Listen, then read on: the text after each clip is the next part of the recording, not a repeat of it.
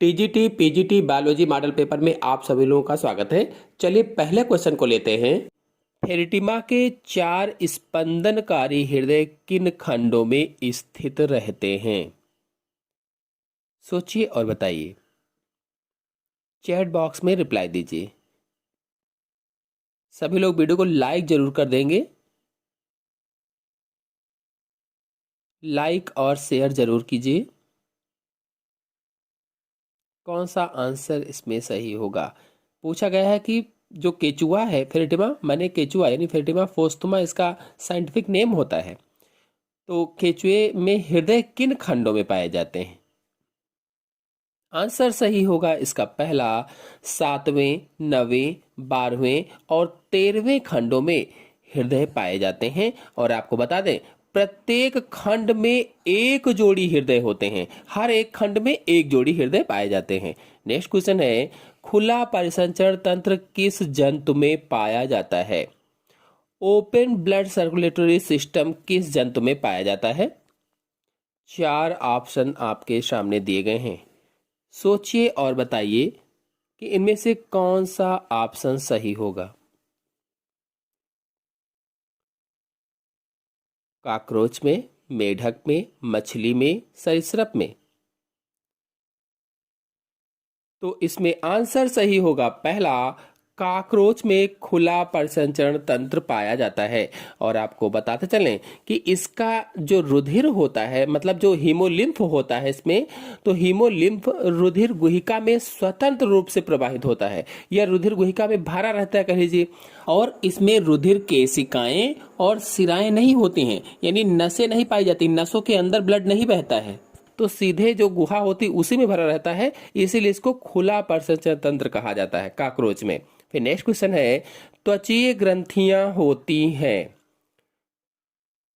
त्वचीय ग्रंथियां होती हैं। सोचिए और बताइए कौन सा ऑप्शन इसमें सही होगा।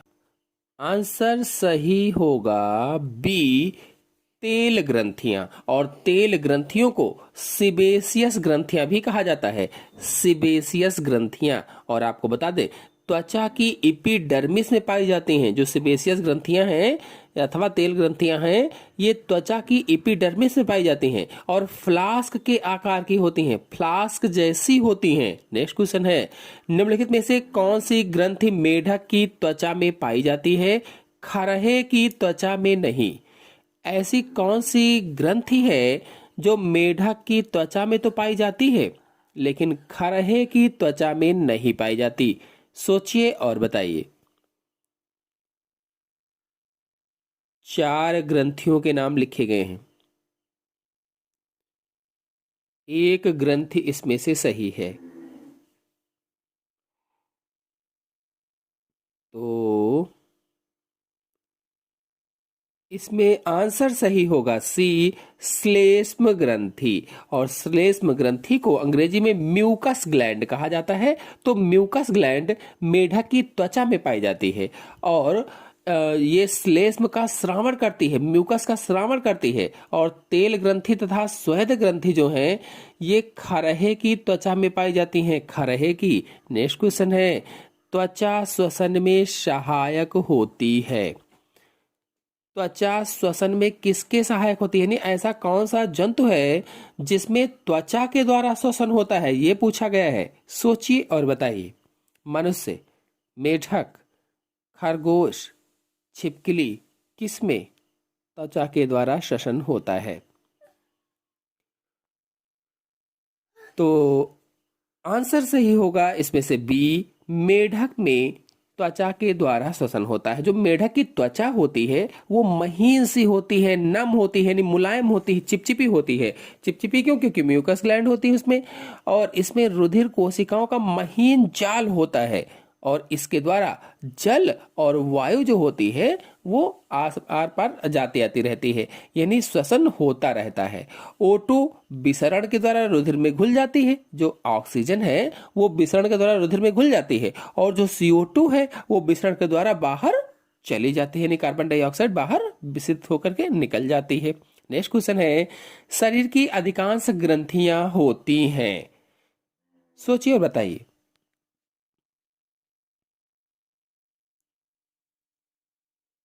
शरीर की अधिकांश ग्रंथियां होती हैं, किस प्रकार की होती हैं?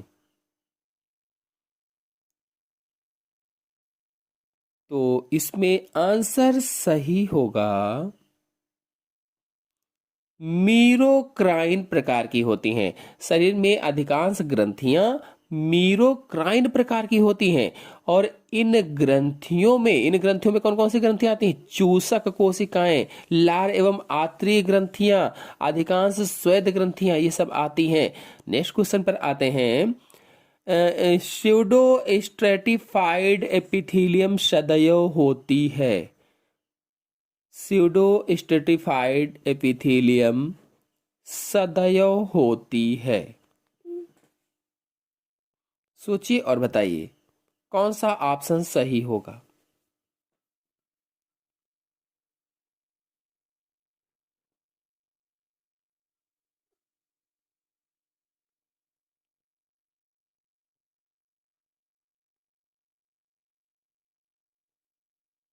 तो इसमें आंसर सही होगा, एक परती होती है, एक परत पाई जाती है। और यह श्वास नाल यानी ट्रकिया और बड़ी श्वसनियों यानी लार्ज ब्रोंकाई आदि में पाई जाती है।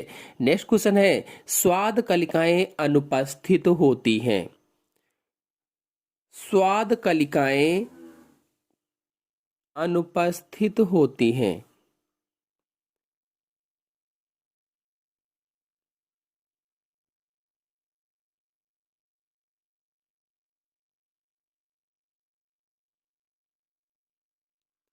आंसर सही होगा इसमें से डी, फिलीफार्म पैपिली में। फिलीफार्म पैपिली में। आपको बता दें, इसको हिंदी में सूत्राकार या फिलीफार्म अंकुर भी कहा जाता है। सूत्राकार या फिलीफार्म अंकुर। और सफेद से तथा चुचुक नुमा शंक्वाकार उभार होते हैं। सफेद से होते हैं, चुचुक नुमा शंक्वाकार उभार होते हैं। और ये जीभ के मुखीय भाग पर, जो जीभ का मुख वाला भाग होता है, उसमें समांतर पंक्तियों में स्थित होते हैं। और इनमें स्वाद कलिकाएं नहीं पाई जाती हैं, एब्सेंट होती हैं। नेक्स्ट क्वेश्चन है, डेस्मोसोम से निकलने वाले तंतु कहलाते हैं। डेस्मोसोम से निकलने वाले तंतु क्या कहलाते हैं, बताना है। 4 ऑप्शन आपके सामने दिए गए हैं। सोचिए और बताइए कि इसमें से कौन सा ऑप्शन सही होगा। तो आपको बता दें कि डेस्मोसोम के पास पास स्थित बटनों जैसी आकृति के बंध होते हैं। जो डेस्मोसोम है, इसके पास पास में स्थित बटनों जैसी आकृति के बंध होते हैं। और इनमें कोशिका कलाओं के बीच के अंतराल में साफ साफ तरल होता है, लेकिन इस तरल में महीन तंतु होते हैं। तो आंसर इसमें कौन सा सही होगा?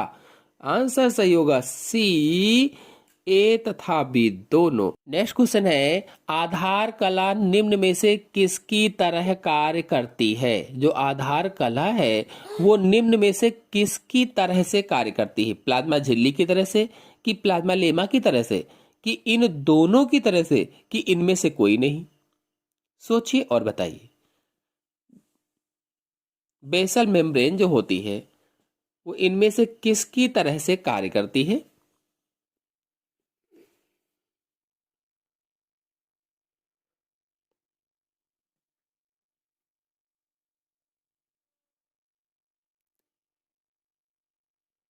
तो आधार झिल्ली या आधार कला प्लाज्मा झिल्ली तथा प्लाज्मा लेमा की तरह से कार्य करती है। इसका मतलब इसमें आंसर सही होगा सी, ए तथा बी दोनों। नेक्स्ट क्वेश्चन है, खरगोश के इंसाइजर तथा चीक टीथ के मध्य का स्थान। खरगोश में जो इंसीजर दांत पाए जाते हैं और जो चीक दांत पाए जाते हैं, इसके बीच का स्थान क्या कहलाता है? इसलिए कहा खरगोश के इंसाइजर तथा चीक टीथ के मध्य का स्थान है। सोचिए और बताइए कि कौन सा ऑप्शन सही होगा।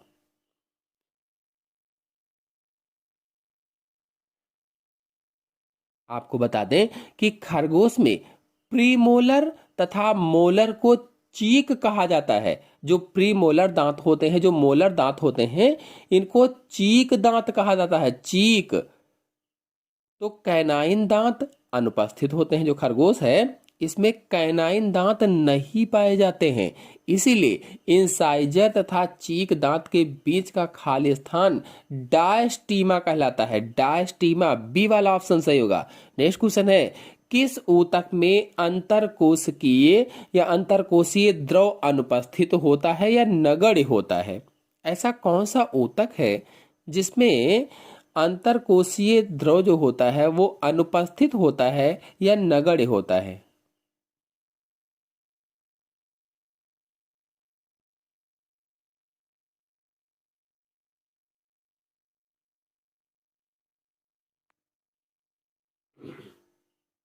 तो इसमें आंसर सही होगा बी वाला एपिथेलियम ऊतक या उपकला ऊतक इसे हिंदी में कहा जाता है।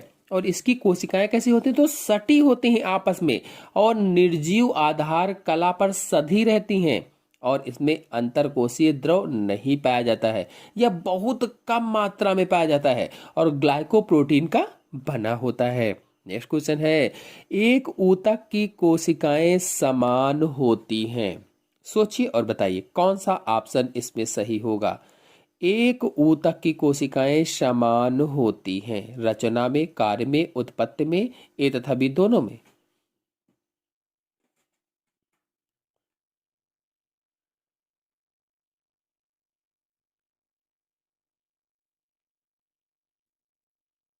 तो इसका आंसर सही होगा डी, ए तथा बी दोनों में। यानी एक ऊतक की कोशिकाएं समान होती हैं रचना और कार्य में। यानी ऐसी कोशिकाएं जो रचना और कार्यकी में समान होती हैं उसे ही ऊतक कहा जाता है और ऊतक का अध्ययन औतकी कहलाता है। हिस्टोलॉजी के अंतर्गत इसका अध्ययन किया जाता है।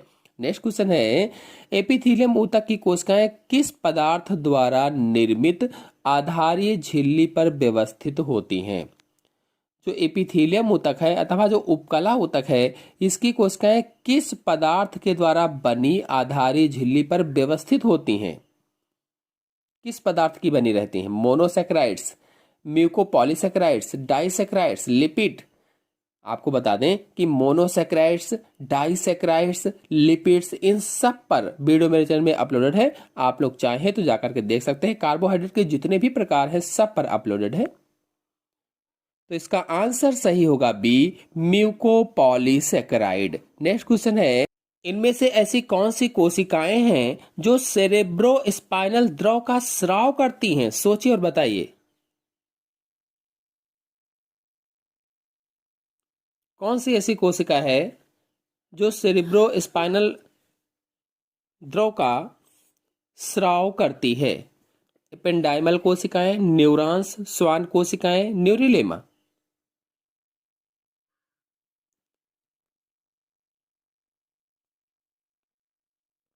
तो इसका आंसर सही होगा पहला, एपेंडाइमल कोशिकाएं। नेक्स्ट क्वेश्चन है, अंडोत्सर्ग के लिए रिलैक्स ऑब्यूलेटर में, अंडोत्सर्ग के लिए रिलैक्स ऑब्यूलेटर में क्या आवश्यक होता है? सोचिए और बताइए कौन सा ऑप्शन इसमें सही होगा।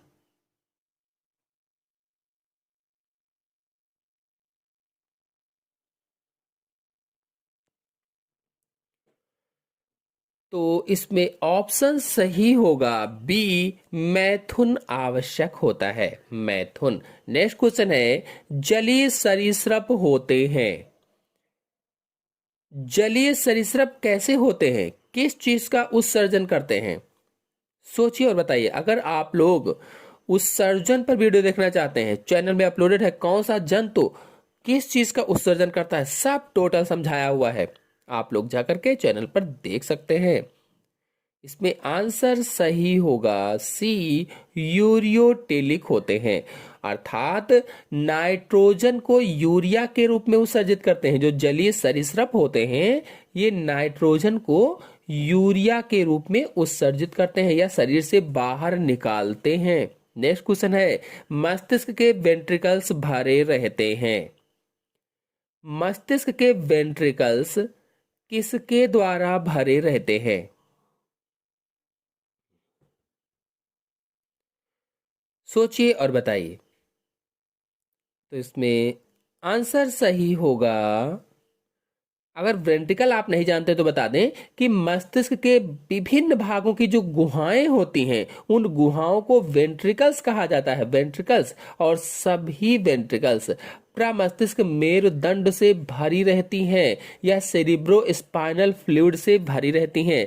यानी इसमें आंसर सही होगा पहला, सेरिब्रो स्पाइनल द्रव द्वारा। नेक्स्ट क्वेश्चन है, अर्ध ठोस रूप से नाइट्रोजनी अपशिष्ट उत्सर्जित होते हैं। सोचिए और बताइए इसमें से कौन सा ऑप्शन सही होगा।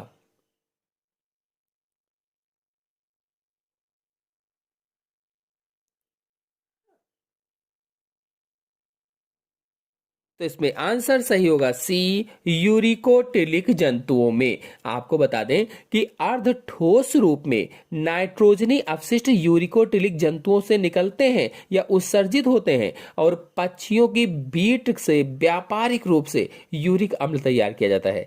जो पक्षियों की बीट है इससे व्यापारिक रूप से यूरिक अम्ल तैयार करते हैं। नेक्स्ट क्वेश्चन है, निम्न में से कौन सी कोशिका के ऊतक का संवर्धन अवस्था में विकास नहीं हो सकता। ऐसी कौन सी कोशिका का ऊतक है जिसका संवर्धन अवस्था में विकास नहीं किया जा सकता, कल्चर अवस्था में विकास नहीं हो सकता।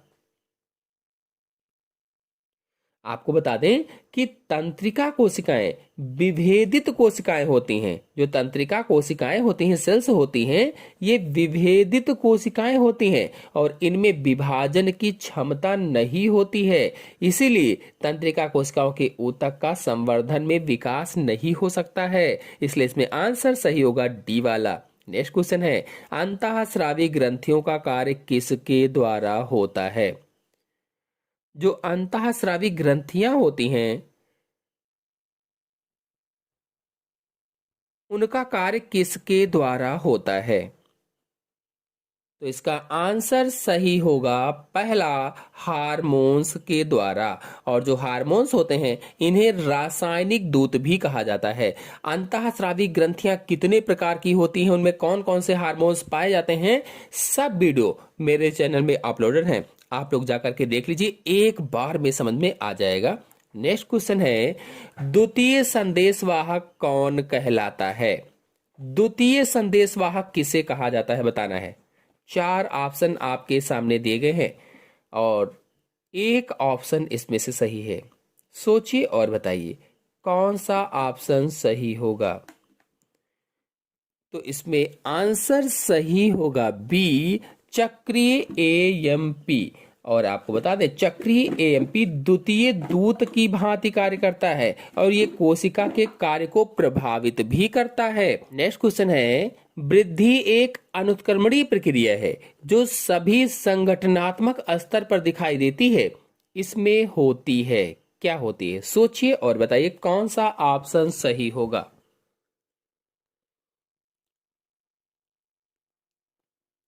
अंगों की वृद्धि, उपकोशिकीय वृद्धि, कोशिका वृद्धि, ये सभी। आपको बता दें वृद्धि किसी कोशिका, ऊतक, अंग या जीव के भार या पूर्ण आमाप में स्थायी बढ़ोतरी होती है और जब उपचय अपचय से अधिक होता है तब वृद्धि होती है। इसलिए इसमें आंसर सही होगा अंगों की वृद्धि, उपकोशिकीय वृद्धि, कोशिका वृद्धि। कहने का मतलब है कि आंसर सही होगा डी, ये सभी। पुनर्निवेशन नियंत्रण प्रक्रिया संबंधित है। देखिए जो पुनर्निवेशन है ये फीडबैक होता है, यानी फीडबैक कंट्रोल प्रक्रिया किससे संबंधित है ये बताना है। सोचिए और बताइए कौन सा ऑप्शन इसमें सही होगा। फीडबैक कंट्रोल प्रोसेस किससे संबंधित है। तो आंसर सही होगा इसमें से सी, हार्मोन श्रावण से संबंधित है। नेक्स्ट क्वेश्चन है, स्टेरॉइड क्या है। स्टेरॉइड यानी इसमें से जो एग्जाम्पल लिखे हैं स्टेरॉइड कौन सा होता है। तो आंसर सही होगा इसमें से C, cholesterol. Vitamin D, cholesterol, hormone, steroid के उदाहरण होते हैं, इसलिए इसमें आंसर सही होगा सी। नेक्स्ट क्वेश्चन है, कोरकपुटी शब्द निम्नलिखित में से किस एक के ब्लास्टुला के लिए प्रयोग में लाया जाता है? सोचिए और बताइए।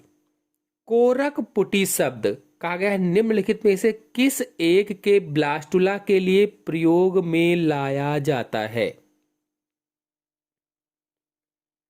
आपको बता दें कि जो यूथेरियन है और मेटाथेरियन है, यूथेरियन तथा मेटाथेरियन स्तनधारी में कोरक अर्थात ब्लास्टुला एक सिस्ट के समान रचना के रूप में होता है। जो कोरक होता है, जो ब्लास्टुला होता है, वो एक सिस्ट के समान रचना होती है जिसे ब्लास्टोसिस्ट कहा जाता है। तो इसमें आंसर सही होगा ए और सी दोनों, यानी कंगारू और बंदर दोनों में। नेक्स्ट क्वेश्चन है, कशुरकी शरीर में सबसे कठोर पदार्थ है। जो कशुरकी जीव होते हैं उनके शरीर में सबसे कठोर पदार्थ का नाम बताना है। 4 ऑप्शन आपके सामने दिए गए हैं।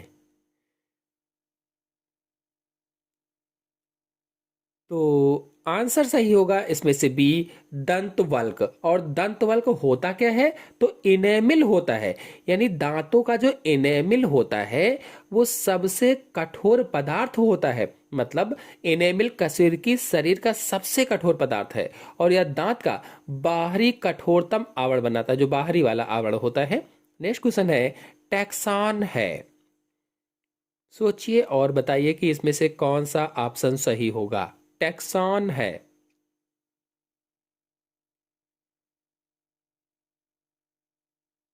तो आंसर सही होगा सी, वर्गीकरण की एक रैंक जैसे प्रोटोजोवा। टैक्सॉन क्या है? वर्गीकरण की एक रैंक है, जैसे क्या कहा है? प्रोटोजोवा। मतलब किसी भी स्तर का वर्गीय समूह टैक्सॉन कहलाता है। कोई भी स्तर है उसका वर्गीय जो समूह होता है उसे ही टैक्सॉन कहते हैं। जैसे फाइलम है, गण है, वर्ग है, कुल है, वंश है, कैटेगरी है, और इनके नाम नाम में आप प्रोटोजोवा है, पोरीफेरा है, आर्थ्रोपोडा है, इंसेक्टा है, ये सब क्या है? टैक्सॉन होते हैं। नेक्स्ट क्वेश्चन है, गुणसूत्र की जीनी सूचना को एक पीढ़ी से दूसरी पीढ़ी में ले जाने का कार्य प्रतिपादित होता है। जो जीनी सूचना है क्रोमोसोम की, उसको एक पीढ़ी से दूसरी पीढ़ी में ले जाने का कार्य प्रतिपादित होता है किसके द्वारा?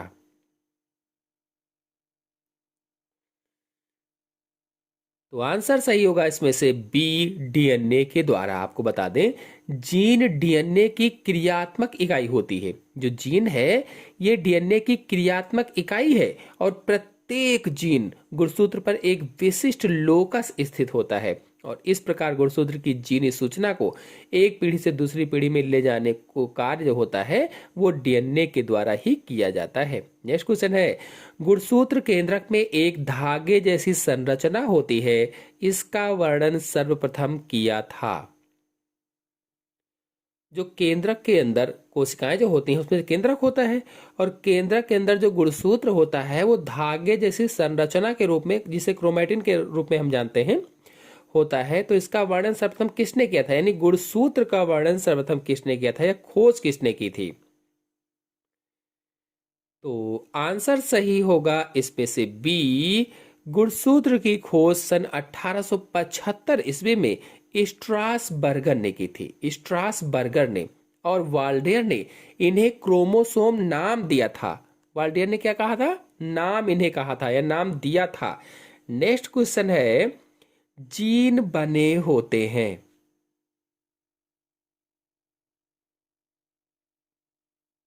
सोचिए और बताइए, जीन किस चीज के बने होते हैं? तो जीन न्यूक्लिक अम्ल का वह भाग होता है जो इस आनुवांशिक लक्षण के लिए जिम्मेदार होता है, यानी आनुवांशिक लक्षण के लिए जिम्मेदार है। कहने का मतलब यह है कि यह पॉलीन्यूक्लियोटाइडों का बना होता है और प्रत्येक जीन गुणसूत्र पर एक विशिष्ट लोकस स्थित होता है, लोकस पर स्थित होता है, कह लीजिए। नेक्स्ट क्वेश्चन है, विषाणु का आनुवांशिक पदार्थ है। विषाणु में आनुवांशिक पदार्थ कौन सा पाया जाता है? तो हम सभी लोग जानते हैं और विषाणु वाले लेक्चर में मैंने समझाया भी था कि डीएनए या फिर आरएनए एक ही अनुवांशिक पदार्थ पाया जाता है, या तो डीएनए पाया जाएगा या फिर आरएनए पाया जाता है। और जो विषाणु होते हैं ये अविकल्पी परजीवी होते हैं, अविकल्पी परजीवी। नेक्स्ट क्वेश्चन है, उत्सर्जी अंगों की अनुपस्थिति, पुनर्जनन की असीमित शक्ति तथा केवल समुद्री जंतु किस संघ के लक्षण हैं? सोचिए और बताइए। तो इसमें आंसर सही होगा बी, इकाइनोडर्मेटा। और आपको बता दें, इकाइनोडर्मेटा संघ के जंतु समुद्री होते हैं। जब मैंने इकाइनोडर्मेटा लेक्चर दिया था तो उसमें आपको अच्छे से समझाया भी था। सभी फाइलम पर मेरे चैनल में वीडियो अपलोडेड है, आप लोग जाकर के देख सकते हैं। और इकाइनोडर्मेटा में विशेष उत्सर्जी अंग नहीं होते हैं। पुनरुद्भवन की अपार क्षमता इसमें होती है, रीजनरेशन की अपार क्षमता होती है, और वाटर वेस्कुलर सिस्टम जो होता है इसकी विशेषता होती है, यानी जल परिवहन तंत्र की विशेषता होती है। नेक्स्ट क्वेश्चन है, आर्य समिति प्रायः जंतुओं में पाई जाती है। देखिए, चाहे आर्य समिति हो चाहे द्विपार्श्व समिति हो, इन सब के बारे में जब मैं फाइलम वाले लेक्चर आपको पढ़ा रहा था तो उसमें अच्छे से समझाया था। अगर आप जानना चाहते हैं तो फाइलम के सभी वीडियो आप जाकर के देख लीजिए, चैनल में अपलोडेड है। आंसर इसमें सही होगा सी, आधार से जुड़े रहते हैं। नेक्स्ट क्वेश्चन है, गुणसूत्र संख्या निश्चित होती है। गुणसूत्र की जो संख्या है वह निश्चित होती है, किसके लिए? तो आंसर सही होगा इसमें पहला, जाति के लिए। यानी किसी भी जाति के लिए गुणसूत्रों की संख्या हमेशा निश्चित होती है, लेकिन अलग अलग जातियों के लिए गुणसूत्रों की संख्या अलग अलग होती है। एक जाति के लिए गुणसूत्रों की संख्या निश्चित है, लेकिन अगर अलग अलग जातियां हैं तो उसमें अलग अलग गुणसूत्रों की संख्या होती है। जैसे मनुष्य में गुणसूत्रों की कुल संख्या 46 होती है। नेक्स्ट क्वेश्चन है, अंतराकोशिकीय पाचन किसमें पाया जाता है? इंट्रासेलुलर डाइजेशन किसमें पाया जाता है? सोचिए और बताइए कौन सा ऑप्शन इसमें सही होगा। अंतराकोशिकीय पाचन कहा गया है, किसमें पाया जाता है? आपको बता दें कि अंतराकोशिकीय पाचन क्या होता है।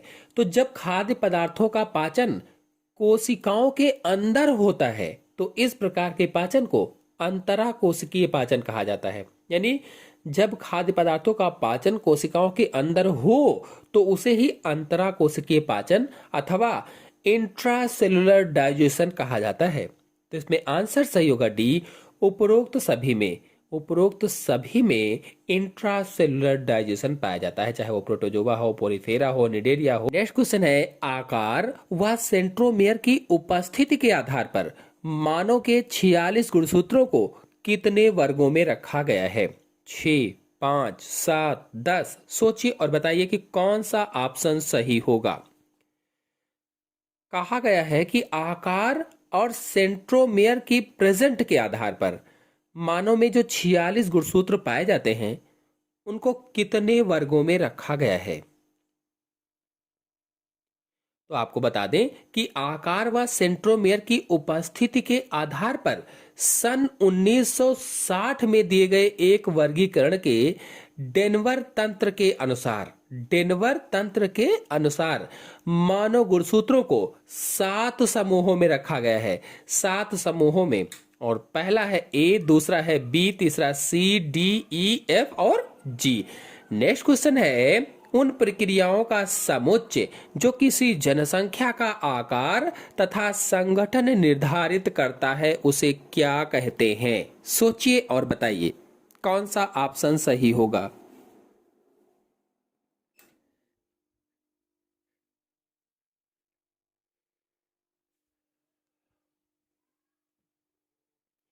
तो इसमें ऑप्शन सही होगा बी, जनसंख्या गतिकी। और आपको बता दें कि एक जनसंख्या में जीवों की पारस्परिक संख्या में परिवर्तन तथा इन परिवर्तनों के कारकों के अध्ययन को ही जनसंख्या गतिकी कहा जाता है। नेक्स्ट क्वेश्चन है, लैंप ब्रुश क्रोमोसोम पाए जाते हैं। लैंप ब्रूस क्रोमोसोम किस में पाए जाते हैं बताना है, सोचिए और बताइए। तो इसमें आंसर सही होगा सी, मेढक की ऊ साइट में। और आपको बता दें, लैंप ब्रश गुणसूत्र अनेक मछलियों, उभयचरों, सरीसृपों तथा पक्षियों के अंडाणुओं में अर्धसूत्री विभाजन की डिप्लोटीन अवस्था में दिखाई देते हैं। कब दिखाई देते हैं? अर्धसूत्री विभाजन की डिप्लोटीन अवस्था में दिखाई देते हैं। और इसमें प्रोटीन व आरएनए के बड़े बड़े लूप होते हैं, जिस कारण से ये ब्रुश के जैसे दिखाई देते हैं, इसीलिए इन्हें लैंप ब्रश क्रोमोसोम कहा जाता है। नेक्स्ट क्वेश्चन है, प्लाज्मोडियम मनुष्य में फैलाता है। आपको बता दें कि मेरे चैनल में प्लाज्मोडियम का लाइफ साइकिल अपलोडेड है, चित्र सहित समझाया है, आप लोग जाकर के देख सकते हैं। तो इसमें आंसर सही होगा बी, मादा एनाफिलीज मच्छर। और आपको बता दें कि प्लाज्मोडियम मानव में मादा एनाफिलीज मच्छर के द्वारा फैलता है और यह मलेरिया रोग का कारण होता है, मलेरिया बुखार का कारण होता है। नेक्स्ट क्वेश्चन है, आकस्मिक होने वाले वंशागत परिवर्तन जो जाति में प्रजनन के बाद भी रहते हैं कहलाते हैं, क्या कहलाता है? आकस्मिक होने वाले वंशागति परिवर्तन को क्या कहा जाता है? तो देखिए, हम लोग छोटे क्लासों से पढ़े थे, अचानक होने वाले परिवर्तन उत्परिवर्तन कहलाते हैं। और उत्परिवर्तन सिद्धांत जो दिया था होंगो डी व्रीज ने दिया था, उत्परिवर्तन का सिद्धांत। नेक्स्ट क्वेश्चन है, रेशम कीट है, चार ऑप्शन आपके सामने दिए गए हैं। आपको बता दें कि रेशम कीट का साइंटिफिक नेम बॉम्बेक्स मोरी होता है। बॉम्बेक्स मोरी रेशम कीट का साइंटिफिक नेम है। और ये बॉम्बेक्स मोरी या रेशम कीट से रेशम प्राप्त होता है, रेशम। और यह एक शलभ है, मोथ होता है। शलभ को क्या कहा जाता है? मोथ कहा जाता है। और ये संघ आर्थ्रोपोडा के वर्ग इंसेक्टा का जंतु है। जब आर्थ्रोपोडा पर लेक्चर मैंने दिया था तो उसमें आपको बताया था, समझाया था कि ये वर्ग इंसेक्टा के अंतर्गत आता है, शलभ या मोथ। नेक्स्ट क्वेश्चन है, सर्वप्रथम जिब्रेलिन्स का आविष्कार हुआ फफूंदी प्रजाति के।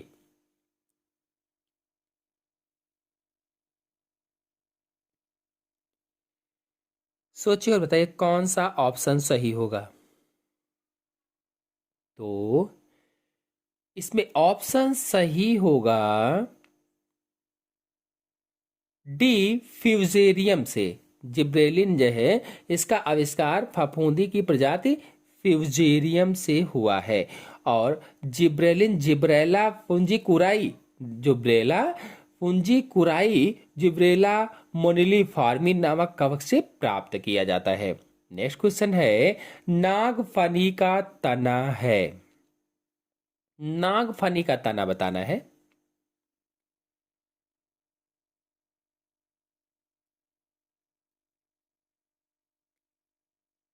तो आंसर सही होगा इसमें से बी, फाइलोक्लेड होता है। और फाइलोक्लेड को हिंदी में पर्णाभ स्तंभ कहा जाता है। माने नागफनी का तना रूपांतरित होकर पत्ती में बदल जाता है और यह चपटा, मांसल व हरा हो जाता है, तब इसे फाइलोक्लेड कहा जाता है या पर्णाभ स्तंभ कहा जाता है। अगर पर्णाभ स्तंभ पर वीडियो देखना चाहते हैं तो चैनल में अपलोडेड है, आप लोग जाकर के देख सकते हैं।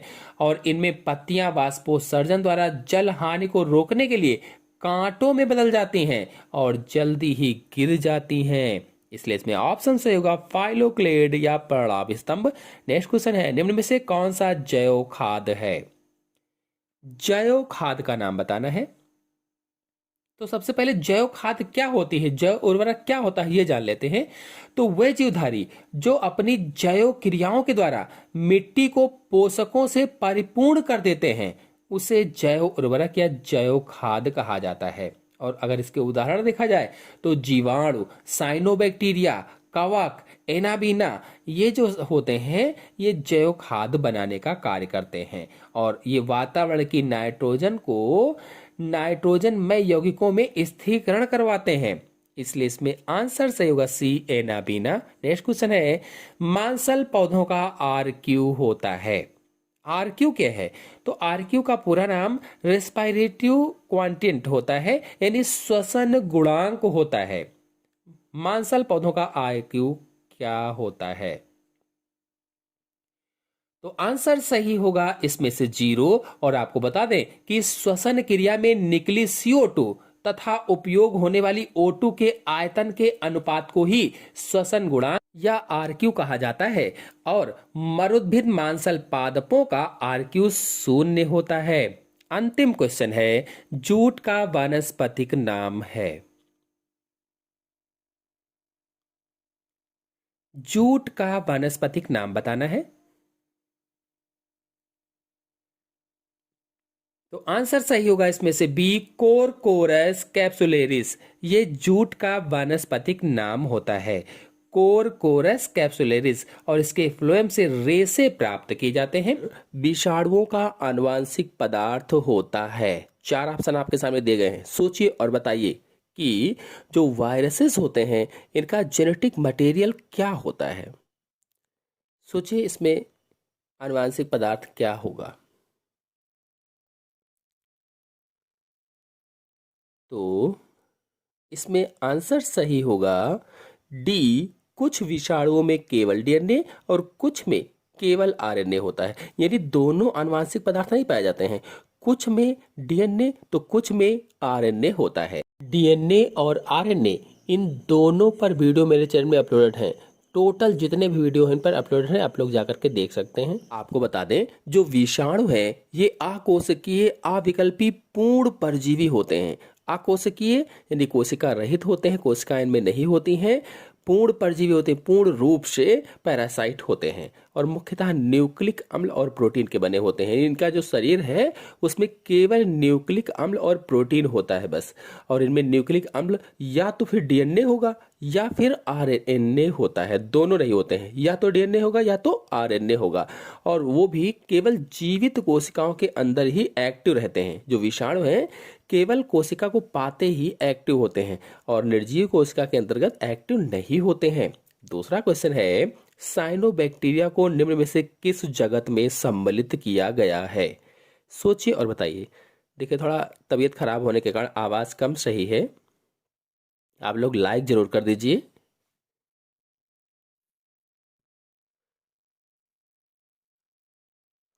साइनोबैक्टीरिया को निम्न में से किस जगत में रखा गया है, पूछा गया है। 52 नंबर क्वेश्चन है। तो देखिए, जो साइनोबैक्टीरिया है ये प्रोकैरियोट्स जीव होते हैं और सभी प्रोकैरियोटिक जीवों को जगत मोनेरा में रखा गया है। जगत मोनेरा, जैसे नीलहरित शैवाल है, जीवाणु है, ये सब इसी के अंतर्गत आते हैं। तो इसमें पहला ऑप्शन से होगा मोनेरा। नेक्स्ट क्वेश्चन है, मेंडल ने पाया कि कुछ लक्षण स्वतंत्र अभ्युवन नहीं करते हैं। उत्तरकालीन शोधकर्ताओं ने पाया कि इसका कारण, मतलब ये हुआ कि मेंडल के ने पाया ये कि कुछ लक्षण जो होते हैं वो स्वतंत्र अभ्युवन नियम का पालन नहीं करते। तो इसका कारण क्या है? जो शोधकर्ता थे इसका कारण क्या बताए हैं?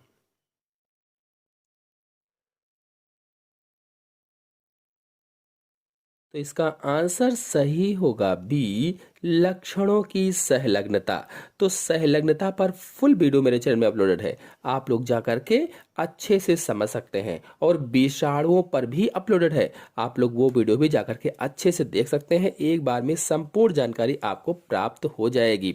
फिर नेक्स्ट क्वेश्चन पर आते हैं, जीवाणुओं में लैंगिक जनन किसके द्वारा होता है? सोचिए और बताइए। जो जीवाणु होते हैं उसमें लैंगिक जनन किसके द्वारा होता है? 4 ऑप्शन आपके सामने दिए गए हैं, सोचिए और बताइए कि कौन सा ऑप्शन सही होगा।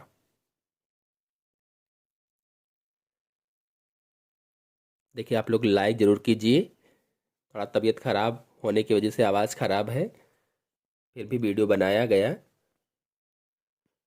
तो इसका आंसर सही होगा, जीवाणुओं में लैंगिक जनन या आनुवांशिक पुनर्संयोजन यानी जेनेटिक रिकॉम्बिनेशन और रूपांतरण यानी ट्रांसफॉर्मेशन जीन वहन तथा संयुग्मन अर्थात कॉन्जुगेशन के द्वारा होता है। यानी जितने भी जीवाणु होते हैं इनमें जो सेक्सुअल रिप्रोडक्शन होता है वो जेनेटिक रिकॉम्बिनेशन या ट्रांसफॉर्मेशन या ट्रांसडक्शन या कॉन्जुगेशन के द्वारा होता है। तो इसका आंसर सही होगा बी, रूपांतरण। और रूपांतरण को अंग्रेजी में ट्रांसफॉर्मेशन कहा जाता है, ट्रांसफॉर्मेशन। और आपको बताते चलें कि रूपांतरण अथवा ट्रांसफॉर्मेशन को सबसे पहले ग्रिफिथ ने न्यूमोकोकस जीवाणु में देखा था। और कब? तो 1928 में देखा था। नेक्स्ट क्वेश्चन है, निम्न में से आकार विहीन जीव है? सोचिए और बताइए। आकार विहीन जीव का नाम बताना है। माइकोप्लाज्मा, जीवाणु, विषाणु, नीलहरित शैवाल यानी साइनोबैक्टीरिया। आकार विहीन, जिसमें आकार ना हो ऐसे जीव का नाम बताना है। देखिए आपको बता दें कि जो माइकोप्लाज्मा है यही ऑप्शन इसमें सही होगा, यानी पहला वाला ऑप्शन सही होगा। और जो माइकोप्लाज्मा है इसमें ये क्या है? तो एक सूक्ष्मतम एक कोशिकीय आकार विहीन प्रोकैरियोटिक जीव है। कैसा है? सूक्ष्मतम है, यानी बहुत सूक्ष्म है। एक कोशिका यानी केवल एक ही कोशिका है ये। आकार विहीन यानी आकार नहीं होता है। और प्रोकैरियोटिक जीव है। अगर पूछा जाए आकार क्यों नहीं होता इसमें, तो चूंकि इसमें जो कोशिका भित्ति होती है वो नहीं पाई जाती है। और कोशिका भित्ति नहीं है तो जो द्रव्य होता है वो इधर उधर भागता रहता है, इसीलिए इसमें आकार नहीं होता है, यानी आकार विहीन होता है ये। फिर नेक्स्ट क्वेश्चन है, किसी जलीय वातावरण में सूक्ष्म जंतुओं और पौधों को एक साथ कहते हैं? कोई जल का वातावरण है तो उसमें जो पौधे होते हैं और जो सूक्ष्म जंतु होते हैं उनको एक साथ क्या कहा जाता है?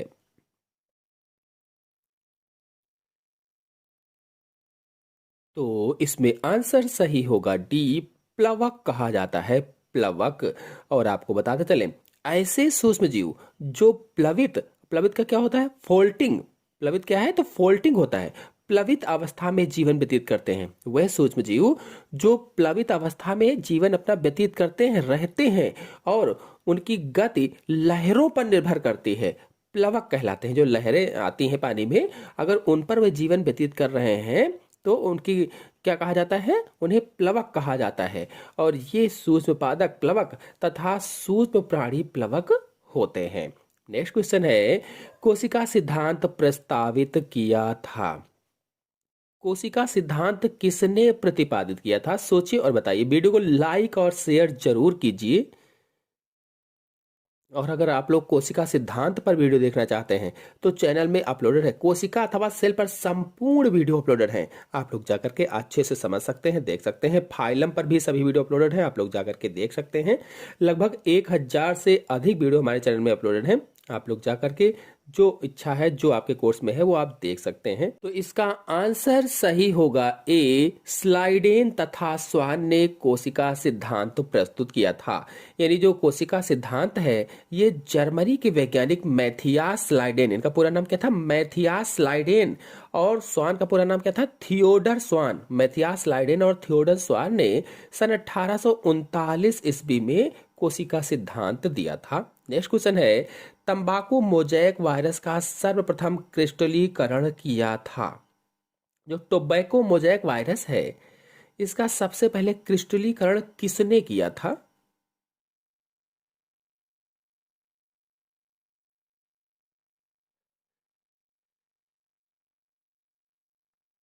Stanley, Louis Pasteur, Edward Jenner, Andre Lwoff. तो इसका आंसर सही होगा पहला, WR स्टैनले। और स्टैनले मिलर का प्रयोग हमारे चैनल में अपलोडेड है, आप लोग वहां से इसको अच्छे से समझ सकते हैं। ये अमेरिका के वैज्ञानिक थे और इनका नाम स्टैनले था। इन्होंने सन 1935 में तंबाकू के मोजैक विषाणु का, यानी टोबैको मोजैक वायरस का, TMV का, शॉर्टकट में क्या कहेंगे, TMV का क्रिस्टलीकरण किया था। और इसीलिए उन्हें नोबेल पुरस्कार भी दिया गया था। नेक्स्ट क्वेश्चन है, गाल्जी काय का मुख्य कार्य होता है? गाल्जी काय का मुख्य कार्य बताना है। अगर गाल्जी काय अथवा गाल्जी बॉडी पर वीडियो देखना चाहते हैं चैनल में अपलोडेड है, आप लोग जाकर के अच्छे से समझ सकते हैं, चित्र सहित समझाया गया है।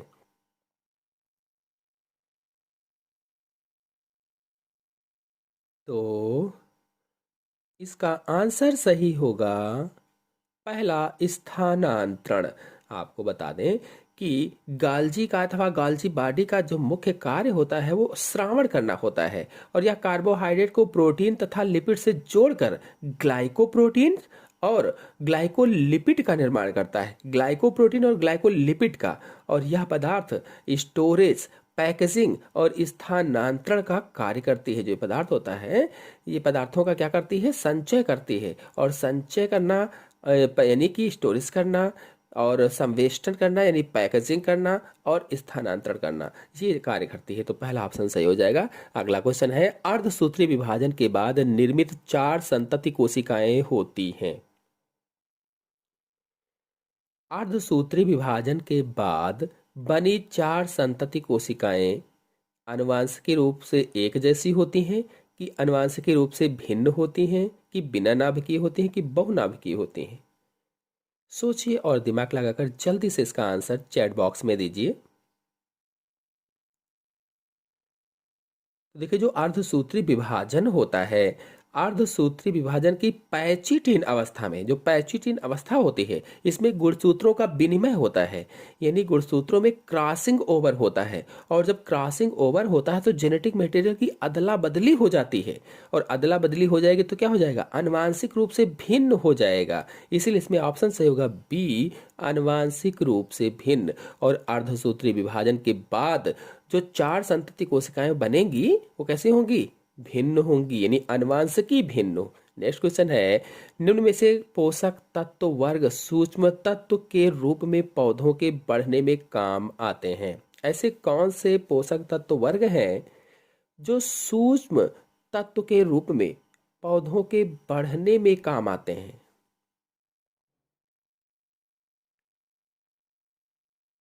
सोचिए और बताइए। तो इसका आंसर सही होगा डी, तांबा, मॉलिब्डेनम और जिंक। जो तांबा है, मॉलिब्डेनम है, जिंक है। आपको बता दें कि ऐसे तत्व जिनकी बहुत सूक्ष्म मात्रा पौधों के लिए जरूरी होती है, बहुत ही सूक्ष्म मात्रा में पौधों के लिए आवश्यक होते हैं, कह लीजिए, उन्हें सूक्ष्म मात्रिक तत्व कहा जाता है, या माइक्रो एलिमेंट्स कहा जाता है, माइक्रो एलिमेंट्स।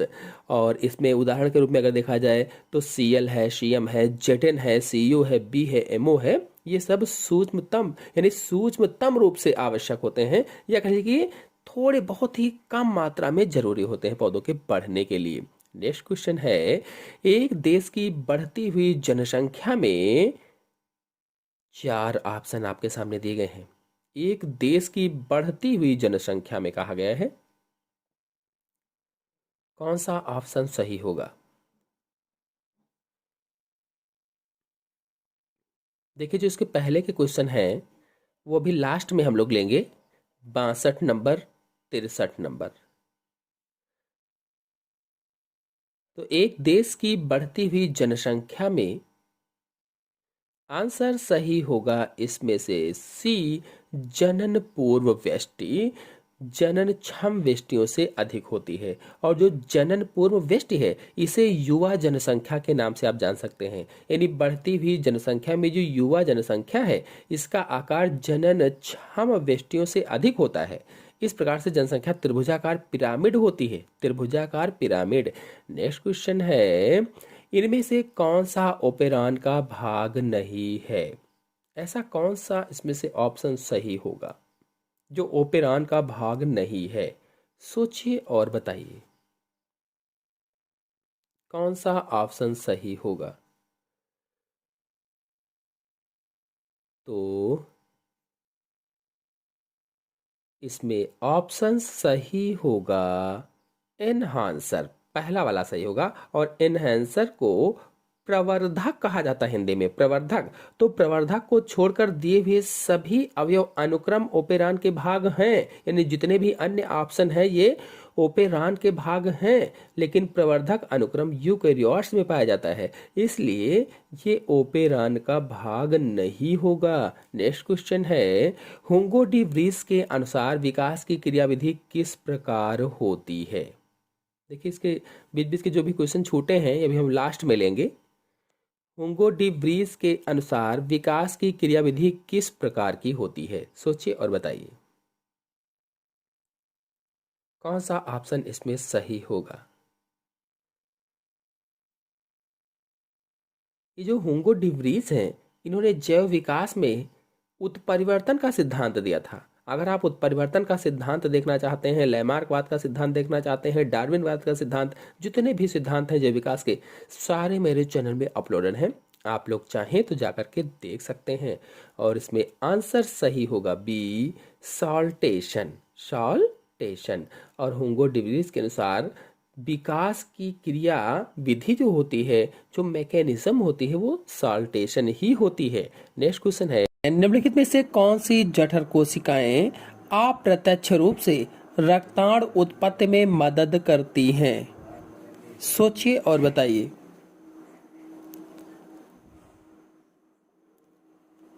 तो ऑप्शन सही होगा इसमें से डी, भित्तीय कोशिकाएं रक्ताणु उत्पत्ति में मदद करती हैं।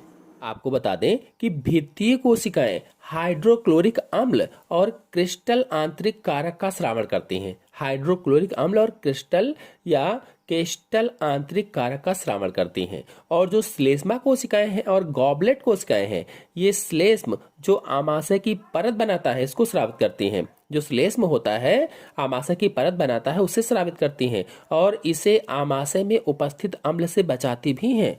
और जो मुख्य कोशिकाएं होती हैं, ये जठरीय पाचक एंजाइम जैसे प्रो एंजाइम और जाइमोजन का स्रावण करती हैं। मुख्य कोशिकाएं किसका स्रावण करती हैं? जठरीय पाचन एंजाइम, और जैसे प्रो एंजाइम है, जाइमोजन है, इनका श्रावण करती हैं। नेक्स्ट क्वेश्चन है, स्मैक नामक ड्रग पोस्ता के किस भाग से प्राप्त होती है? सोचिए और बताइए। जो लोग ग्रामीण एरिया से हैं उनको आता होगा, ये क्वेश्चन तुरंत बता लेंगे। फिलहाल जो शहरी एरिया से हैं वो भी पढ़े होंगे, बता लेंगे। तो सोचिए और बताइए इसमें कौन सा ऑप्शन सही होगा। स्मैक नामक ड्रग पोस्ता पौधे के किस भाग से प्राप्त होती है? जो पोस्ते का पौधा होता है उसके किस भाग से प्राप्त होती है? तो आपको बता दें, इसमें ऑप्शन सही होगा बी, स्मैक नामक जो ड्रग है ये पोस्ता पौधे के पेपावर सोमनिफेरम के लैटेक्स से प्राप्त होती है। लैटेक्स से मिलती है और यह सफेद क्रिस्टलीकृत गंधहीन कड़वा यौगिक है। गंधहीन होता है, कड़वा यौगिक है और अवसादक के रूप में कार्य करता है और शरीर की क्रियाविधि को धीमा भी कर देता है, कार्य करने की क्षमता को धीमा भी कर देता है। नेक्स्ट क्वेश्चन है, एक जीन के कोडिंग रज्जु का क्रम AGGT ATCGCAT है, उसके द्वारा अनुलेखित mRNA का संबंधित क्रम क्या होगा? सोचिए और बताइए कौन सा ऑप्शन सही होगा। यदि आप लोग डीएनए पर किसी भी तरीके का वीडियो देखना चाहते हैं तो चैनल में सारे वीडियो डीएनए पर अपलोडेड है, आप लोग जाकर के देख सकते हैं, समझ सकते हैं। तो इसका आंसर सही होगा सी, AGGUAUCGCAU। देखिए जहां पर टी था वहां पर यू हो गया है। तो हम सभी लोग जानते हैं कि जो आरएनए होता है उसमें यूरेसिल पाया जाता है, नाइट्रोजन बेस, जबकि डीएनए में थायमिन। तो डीएनए में थायमिन होता है और थायमिन की जगह पर आरएनए में यूरेसिल पाया जाता है, इसलिए ऑप्शन सही होगा सी वाला। नेक्स्ट क्वेश्चन है, निम्नलिखित में से कौन एक तने का रूपांतरण नहीं है? इनमें से कौन सा ऐसा है जो तने का रूपांतरण नहीं है, यह बताना है। सिट्रस के कांटे, खीरे के प्रतान, ओपेंसिया की चपटी संरचना, नेपेंथीस का घट। अगर आप लोगों ने अभी तक वीडियो को लाइक नहीं किया है तो लाइक और अपने दोस्तों में शेयर जरूर कीजिए। तो इसका आंसर सही होगा डी, नेपेंथीस का घट। और अगर नेपेंथीस के घट पर वीडियो देखना चाहते हैं या कीड़भच्छी पौधे के किसी भी वीडियो को देखना चाहते हैं तो चैनल में अपलोडेड है, आप लोग जाकर के देख सकते हैं। बता दें कि नेपेंथीस का घट तने का रूपांतरण ना होकर पत्ती का रूपांतरण होता है, पत्ती का। नेक्स्ट क्वेश्चन है, निम्नलिखित में से कौन सी संरचना यकृतविन्यास की वाहिनी के ग्रहणी में खुलने वाले रंध्र की देखभाल करती है? सोचिए और बताइए।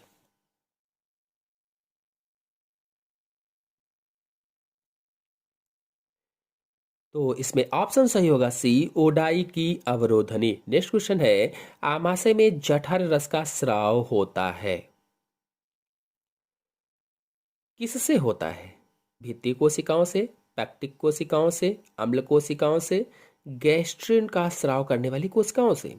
आमाशय में जठर रस का स्राव किससे होता है? सोचिए और बताइए।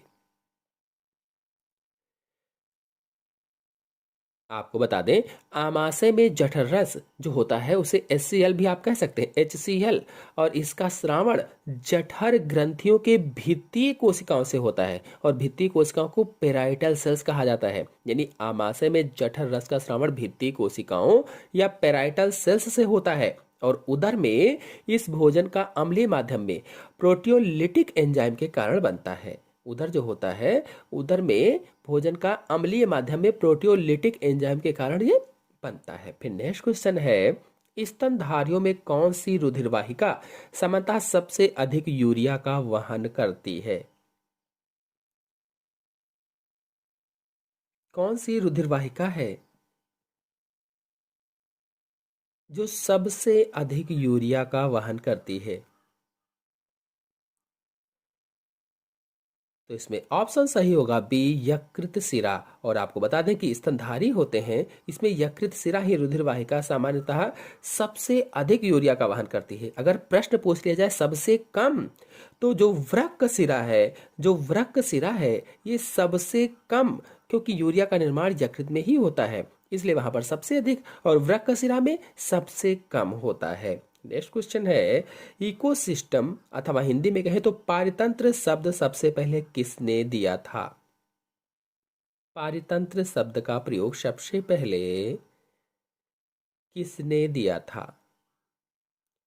तो इसमें आंसर से होगा पहला, A.G. टांसले ने दिया था। आपको बता दें, इकोसिस्टम शब्द का प्रयोग सबसे पहले A.G. टांसले ने सन 1935 ईस्वी में दिया था। और पारितंत्र पर वीडियो देखने के लिए मेरे चैनल से आप लोग जा करके अच्छे से समझ सकते हैं। जो पारितंत्र होता है यह सजीव और उनके भौतिक वातावरण से मिलकर बना होता है। नेक्स्ट क्वेश्चन है, लैक प्रचालन के अभिव्यक्ति के लिए निम्नलिखित में से कौन एक प्रेरक के रूप में कार्य करने के लिए आवश्यक होगा? सोचिए और बताइए।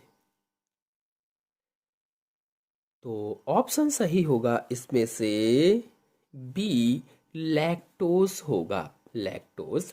नेक्स्ट क्वेश्चन अब बड़े वाले लेते हैं, 62 नंबर जो छोड़ दिया गया था। स्तंभ फर्स्ट में दी गई मदों का स्तंभ सेकंड की मदों से मिलान कीजिए और नीचे दिए विकल्पों में से सही विकल्प का चयन कीजिए। ये क्वेश्चन छूट गए थे कुछ, मैंने बताया था अभी बाद में लेंगे। सोचिए और बताइए कि इसमें से कौन सा ऑप्शन सही होगा।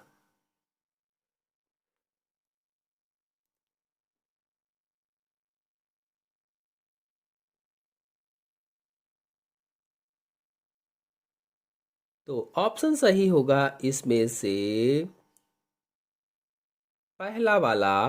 नेक्स्ट क्वेश्चन पर आते हैं, स्तंभ 1 में दी गई मदों का स्तंभ सेकंड की मदों से मिलान कीजिए और नीचे दिए गए विकल्पों में से सही विकल्प का चयन कीजिए। अब इसमें मिलान करके आपको बताना है कि कौन सा विकल्प सही है।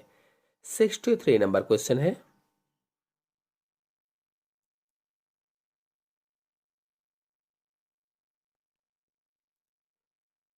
तो इसका आंसर सही होगा डी वाला सही होगा। 4 1 2 3 एक और बचा हुआ है अभी, स्तंभ फर्स्ट में दी गई मदों का स्तंभ सेकंड की मदों से मिलान कीजिए और नीचे दिए गए विकल्पों में से सही विकल्प का चयन कीजिए।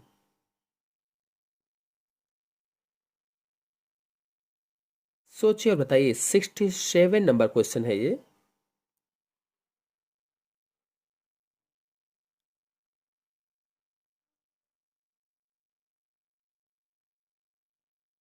तो ऑप्शन सही होगा इसमें से बी वाला।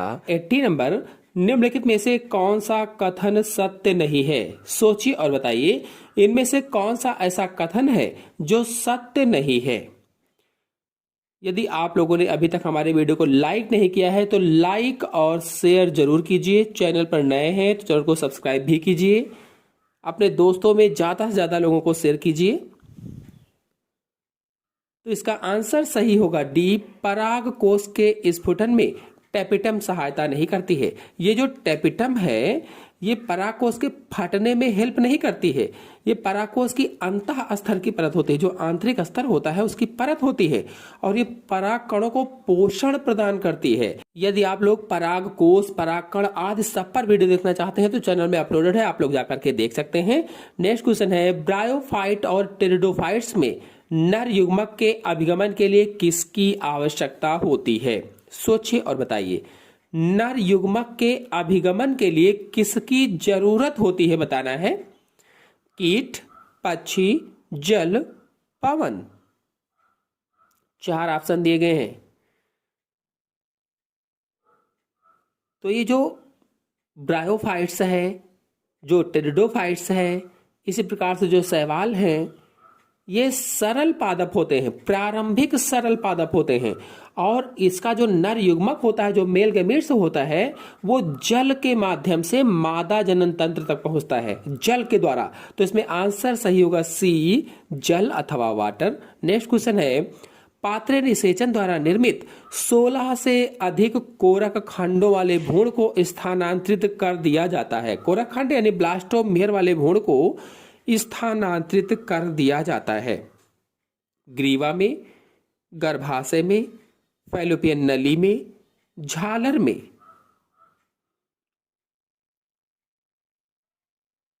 4 ऑप्शन दिए गए हैं।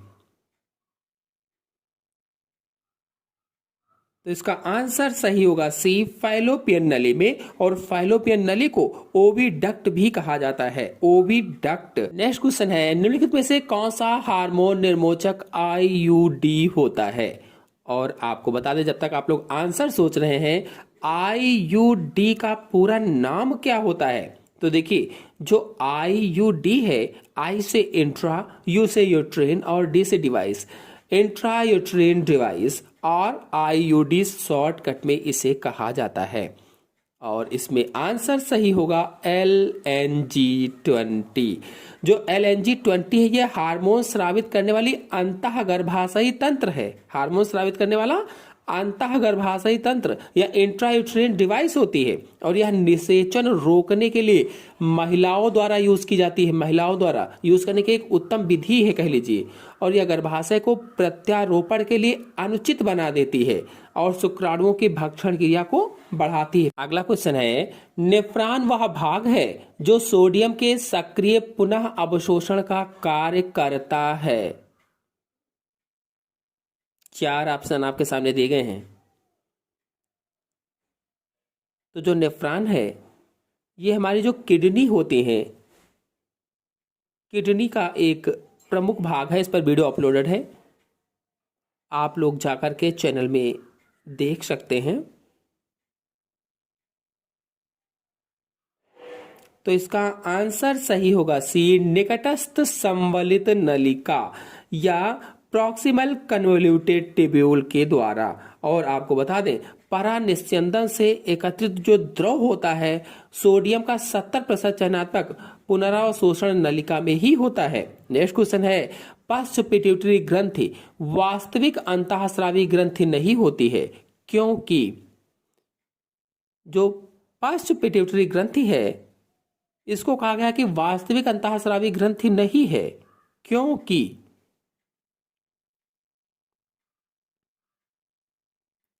यह हार्मोनों का केवल भंडारण और उनका निष्कासन करती है। हार्मोनों का केवल भंडारण और निष्कासन, मतलब वैसोप्रेसिन तथा ऑक्सीटोसिन जो हार्मोन है, इनका भंडारण पश्च पिट्यूटरी में होता है। वैसोप्रेसिन और ऑक्सीटोसिन का भंडारण पश्च पिट्यूटरी में होता है। और अगर पूछा जाए वैसोप्रेसिन और ऑक्सीटोसिन कहां से स्रावित होते हैं, तो हाइपोथैलेमस से स्रावित होते हैं। और इसी प्रकार से जो हाइपोफेशियल पोर्टल तंत्र है, इसका स्थानांतरण होता है, जिससे ये पश्च पिट्यूटरी में पहुंचते हैं। इसीलिए इसमें आंसर सही होगा सी, यह हार्मोनों को केवल भंडारित करती है और निष्कासित करती है। नेक्स्ट क्वेश्चन है, पेशी संकुचन के दौरान क्रॉस ब्रिज क्रिया के लिए मायोसिन के सक्रिय स्थलों को उजागर करने के लिए उत्तरदायी आयन का नाम बताइए। सोचिए और बताइए कि कौन सा ऑप्शन सही होगा। पेशी संकुचन के दौरान क्रॉस ब्रिज क्रिया के लिए मायोसिन के सक्रिय स्थलों को उजागर करने वाले उत्तरदायी आयन का नाम।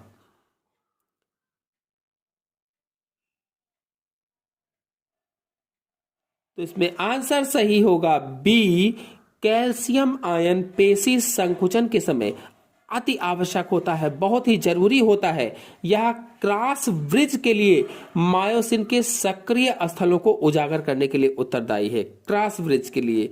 और यह ट्रेपोनिन की टीपीसी इकाई पर बंध बनाता है। नेक्स्ट क्वेश्चन है, उन रुधिर कोशिकाओं के नाम बताइए जिनकी संख्या में कमी होने पर रुधिर थक्कन प्रक्रिया में गड़बड़ी हो सकती है और जिसके कारण शरीर से काफी रुधिर बह सकता है। ऐसी रुधिर सेल्स का नाम बताना है जिनकी कमी होने पर रुधिर थक्कन प्रक्रिया में गड़बड़ी हो सकती है, रुधिर के जमने में गड़बड़ी हो सकती है, जिसके कारण रुधिर से काफी शरीर से काफी रुधिर बह सकता है। 4 ऑप्शन आपके सामने दिए गए हैं, सोचिए और बताइए कि कौन सा ऑप्शन सही होगा। तो ऑप्शन सही होगा इसमें से पहला, बिंबाणु या थ्रोम्बोसाइट्स। जो बिंबाणु है इनको थ्रोम्बोसाइट्स कहा जाता है और इनकी रुधिर में संख्या कम होने पर रुधिर स्कंदन यानी ब्लड क्लॉटिंग की प्रक्रिया में कमी हो सकती है। ऐसी स्थिति आने पर किसी कारणवश शरीर से रुधिर अगर बहता रहा तो रुधिर का थक्का नहीं बनेगा और रुधिर का थक्का न बहने से शरीर से बहुत ज्यादा रुधिर बह जाएगा, जिससे व्यक्ति की मृत्यु तक हो सकती है।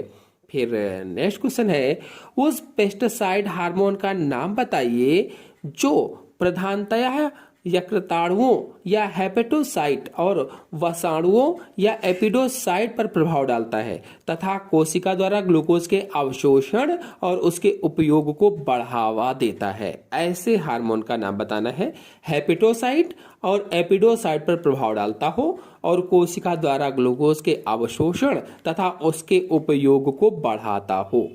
4 ऑप्शन आपके सामने दिए गए हैं, सोचिए और बताइए कि इनमें से कौन सा ऑप्शन सही होगा।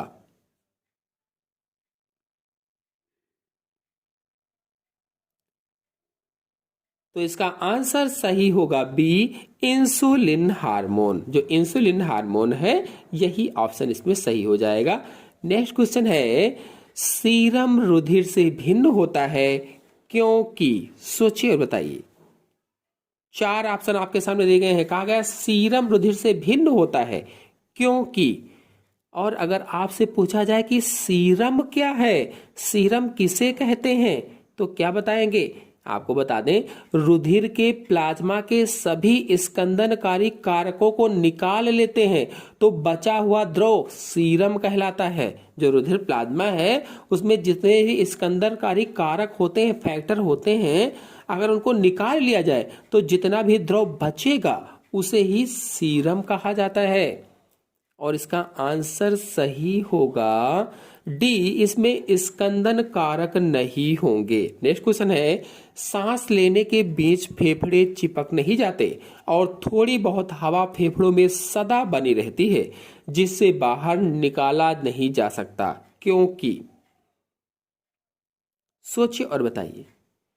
कहा गया है कि सांस लेने के बीच फेफड़े चिपक नहीं जाते हैं और थोड़ी बहुत हवा फेफड़ों में हमेशा बनी रहती है जिससे बाहर निकाला नहीं जा सकता है क्योंकि।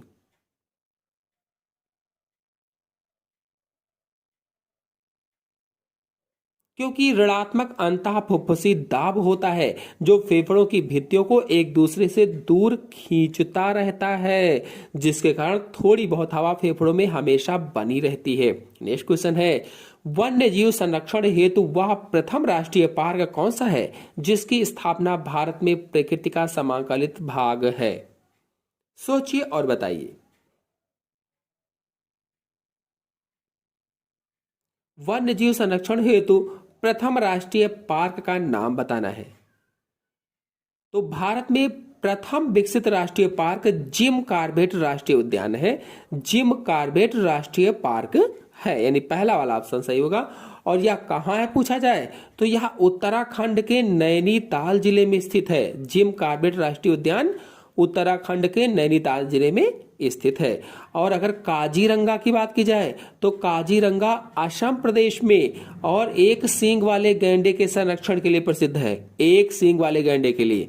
अगर गिर की बात करें तो गुजरात में है, शेरों के लिए प्रसिद्ध है। अगर पेरियार की बात करें तो केरल में है, हाथी संरक्षण के लिए प्रसिद्ध है। नेक्स्ट क्वेश्चन है, सर्वप्रथम पेंसिलिन को पृथक किया गया। सोचिए और बताइए, सबसे पहले पेंसिलिन को किसके द्वारा पृथक किया गया था?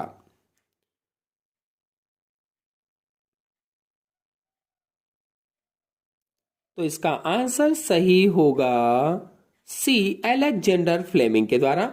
आपको बता दें कि सबसे पहले पेंसिलिन की खोज सन 1929 ईस्वी में अलेक्जेंडर फ्लेमिंग ने की थी। 1929 में अलेक्जेंडर फ्लेमिंग ने, और इन्होंने सबसे पहले पेनिसिलियम नोटेटम ये जो कवक है और पेंसिलियम क्राइसोजीनम जो कवक है, ये दो कवक थे, इनसे पेंसिलिन नामक एंटीबायोटिक को पृथक किया था या अलग किया था। कौन कौन सा?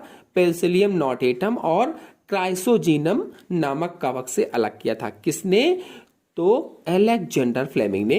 नेक्स्ट क्वेश्चन है, ब्रायोफाइट्स के कुछ कैप्सूल में पाया जाने वाला सेंट्रल स्टेराइल टिश्यू है।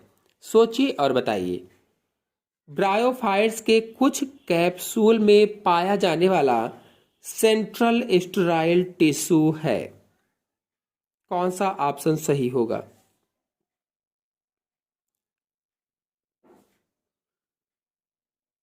तो ऑप्शन सही होगा इसमें से डी, कॉल्यूमेला। जो ब्रायोफाइट्स होते हैं इसमें कुछ कैप्सूल में पाया जाने वाला केंद्रीय स्टेराइल ऊतक यानी सेंट्रल स्टेराइल टिश्यू कॉल्यूमेला है। और ये उसमें पल रहे स्पोर, जो स्पोर पल रहे होते हैं, बीजाणु पल रहे होते हैं, उनको जल और खनिज लवण देता है, जल और खनिज लवण उपलब्ध कराता है। और यह कैप्सूल के थीका नामक भाग से जुड़ा भी होता है। नेक्स्ट क्वेश्चन है, इनमें से कौन सा सूक्ष्मजीव नाइट्रोजन स्थिरीकरण में मुख्य भूमिका निभाता है? सोचिए और बताइए, नाइट्रोजन स्थिरीकरण में मुख्य भूमिका निभाने वाले सूक्ष्मजीव का नाम बताना है। तो इसमें आंसर सही होगा पहला, राइजोबियम सूक्ष्मजीव नाइट्रोजन स्थिरीकरण में मुख्य भूमिका निभाता है और लेग्यूमिनेसी कुल के पौधों की जड़ ग्रंथियों में पाया जाता है। यानी जो लेग्यूमिनेसी कुल के पौधे होते हैं इनके जड़ में राइजोबियम नामक जीवाणु रहता है और यह जड़ ग्रंथियां बना लेता है। ग्रंथियां, यह जीवाणु मृदा में उपस्थित नाइट्रोजन को उसके यौगिकों में बदल देता है जो भूमि की उर्वरा शक्ति को बढ़ाते हैं। नेक्स्ट क्वेश्चन है, जैसे जैसे किसी वृक्ष की आयु बढ़ती है उनमें निम्नलिखित में से कौन मोटाई में तेजी से बढ़ता है? वृक्ष की जब आयु बढ़ रही है तो कौन सा भाग मोटाई में तेजी से बढ़ेगा? आंसर सही होगा इसमें से सी, अंतः काष्ठ बढ़ेगा, हेयर्ट वुड बढ़ेगा। वृक्ष की आयु बढ़ने के साथ साथ उसका हेयर्ट वुड की मोटाई बढ़ती है और तने के पुरानी भाग जो होते हैं, जो केंद्रीय भाग होते हैं, टैनिन तथा कुछ अन्य पदार्थों के कारण कठोर हो जाते हैं, कड़े हो जाते हैं और द्वितीयक वृद्धि के साथ प्रतिवर्ष अंतःकाष्ठ की मात्रा बढ़ती ही जाती है। नेक्स्ट क्वेश्चन है, लघु क्लब मास प्रचलित नाम है। यानी इनमें से कौन सा ऐसा ऑप्शन है जिसको लघु क्लब मास के नाम से जाना जाता है? तो आंसर सही होगा इसमें से पहला, सिलेजनेला को लघु क्लब मास के नाम से जाना जाता है। सिलेजनेला लघु क्लब मास। और जो लाइकोपोडियम है, लाइकोपोडियम का सामान्य नाम क्लब मास होता है, क्लब मास। और जो इक्विसिटम है, इक्विसिटम का सामान्य नाम हॉर्स टेल होता है, हॉर्स टेल। और मार्सिलिया को सामान्य भाषा में जलीय फर्न कहा जाता है। याद रखेंगे, बहुत ही इंपॉर्टेंट है। लघु क्लब मास या स्पाइक मास सिलेजनेला को कहा जाता है। लाइकोपोडियम का सामान्य नाम क्लब मास होता है। इक्विसिटम का सामान्य नाम हॉर्सटेल होता है। मार्सिलिया का सामान्य नाम जलीय फर्न होता है। नेक्स्ट क्वेश्चन है, इको टाइप की धारणा सर्वप्रथम दी गई थी। इको टाइप की धारणा किसके द्वारा दी गई थी? सोचिए और बताइए कि इसमें से कौन सा ऑप्शन सही होगा।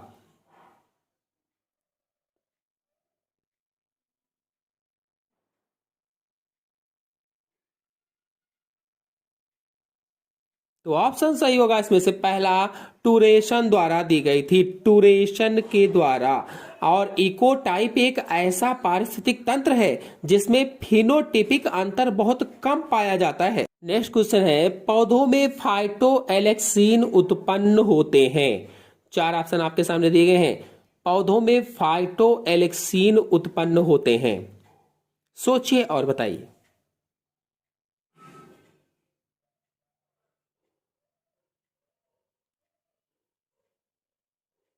ऑप्शन सही होगा इसमें से डी, उपरोक्त सभी में। नेक्स्ट क्वेश्चन है, ग्रेमिनी कुल का पुष्प क्रम है। ग्रेमिनी कुल का पुष्प क्रम बताना है। तो सूकिकाओं की सूकी ग्रेमिनी कुल का पुष्प क्रम होती है। इसमें मुख्य अक्ष तो लंबा होता है, लेकिन पुष्प आवृत्ति होते हैं। आवृत्ति जैसे प्याज है, चिड़चिटा है, और जब छोटे छोटे स्पाइक मिलकर एक बड़ा स्पाइक बनाते हैं तो स्पाइकिका कहलाता है। स्पाइकिका जैसे गेहूं में। इनमें से कौन एक एस्परजिलस की पूर्ण अवस्था है? एस्परजिलस की कौन सी पूर्ण अवस्था है बताना है। तो इसका आंसर सही होगा पहला, एमेरसेला। एमेरसेला जो है ये एस्परजिलस की पूर्ण अवस्था होती है। और आपको बता दें, यह कवक एस्परजिलेसिस नामक रोग उत्पन्न करता है। कौन सा रोग? एस्परजिलेसिस नामक रोग उत्पन्न करता है। और ये जो कवक होते हैं ये परपोषी होते हैं या कुछ विविध पोषी भी होते हैं। और कवकों में जो संग्रहित भोज्य पदार्थ होता है वो ग्लाइकोजन के रूप में होता है या तेल के रूप में होता है। यानी इनमें जो भोजन संचित रहता है वो ग्लाइकोजन या तेल के रूप में होता है। अगर आप लोग कवक पर अथवा फंजाई पर पूरा वीडियो देखना चाहते हैं, चैनल में अपलोडेड है, आप लोग जाकर के देख सकते हैं। नेक्स्ट क्वेश्चन है, पारिस्थितिकी तंत्र में एक हरे पौधे द्वारा स्थिर की गई कुल ऊर्जा को समग्र रूप से कहते हैं। क्या कहेंगे? सोचिए और बताइए।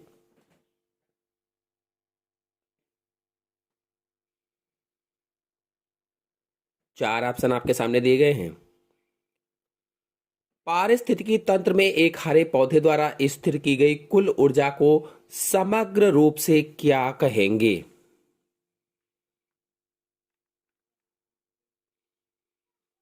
तो इसका आंसर सही होगा डी, सकल प्राथमिक उत्पादन कहेंगे। सकल प्राथमिक उत्पादन। नेक्स्ट क्वेश्चन है, उद्यान मटर जिसे पायसम सटाइवम कहते हैं कि प्रत्येक शरीर कोशिका में 14 गुणसूत्र होते हैं।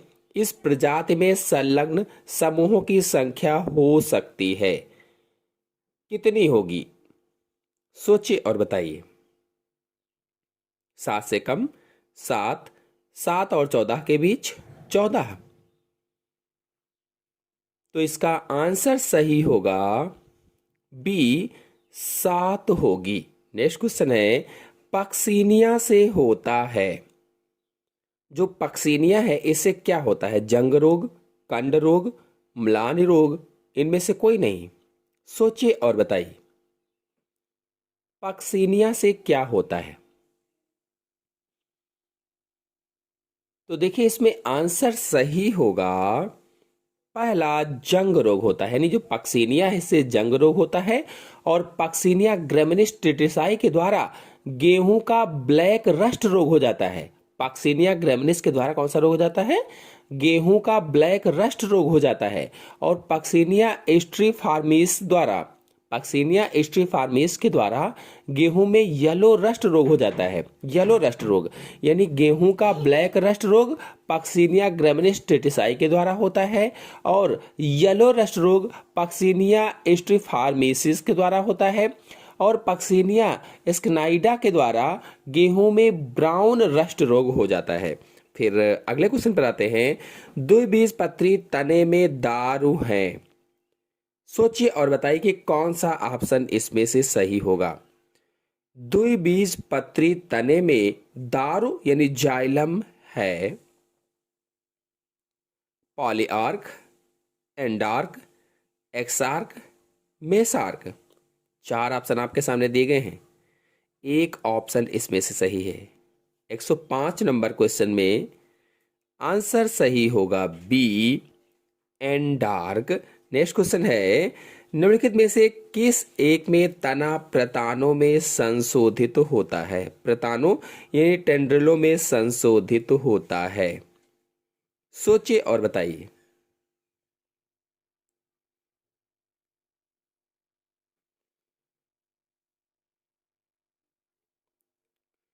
तो इसका आंसर सही होगा डी, पैसीफ्लोरा। पैसीफ्लोरा। और फिर अगला क्वेश्चन है, स्ट्रेप्टोमाइसिन उत्पन्न होता है। स्ट्रेप्टोमाइसिन उत्पन्न होता है, किससे उत्पन्न होता है?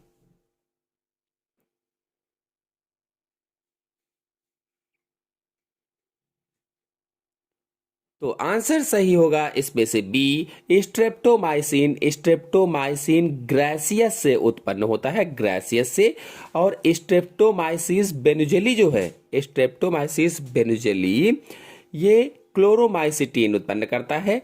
ऐसे ही स्ट्रेप्टोमाइसिस फेड्री नियोमाइसिन हो जाएगा। स्ट्रेप्टोमाइसिस स्कोलियस तो टेरामाइसिन हो जाएगा। फिर नेक्स्ट क्वेश्चन है, स्व अनिषेच उभयलिंगता पाई जाती है। सोचिए और बताइए। रुई में, मेरीगोल्ड में, मदार में, बाजरा में, किस में स्व अनिषेच उभयलिंगता पाई जाती है? तो इसका आंसर सही होगा सी, मदार में। और आपको बता दें, कुछ विशेष संरचना वाले समकालपक्व पुष्पों में, यानी समान समय में पकने वाले पुष्पों में, पुष्पीय भागों में कुछ ऐसे अनुकूलन होते हैं, एडॉप्टेशन होते हैं, जिससे कि उनमें स्वपरागण नहीं हो पाता है। इस दशा को स्व अनिषेच उभयलिंगता कहा जाता है, हार्केमोगैमी कहा जाता है, हार्कोगैमी, हार्कोगैमी कहते हैं। नेक्स्ट क्वेश्चन है, किसके पत्ती में सर्सिनेट वर्नेशन पाया जाता है? किसके पत्ती में सर्सिनेट वर्नेशन पाया जाता है? सोचिए और बताइए कौन सा ऑप्शन सही होगा।